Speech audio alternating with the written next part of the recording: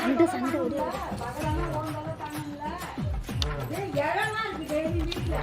பெரிய தலைவலியா இருக்கு.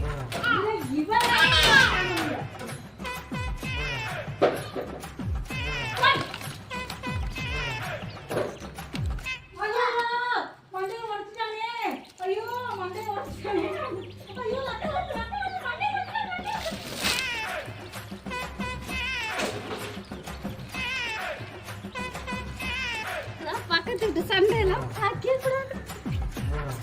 இது நீங்க பார்க்கணும் சண்டையா பார்க்கக்கூடாது.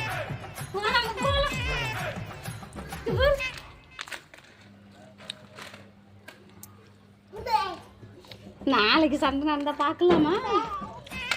பார்க்கலாமா வேணாமா? பார்க்கலாமாம்மா? அத்தைக்கு பார்க்காத இருக்க முடியாது.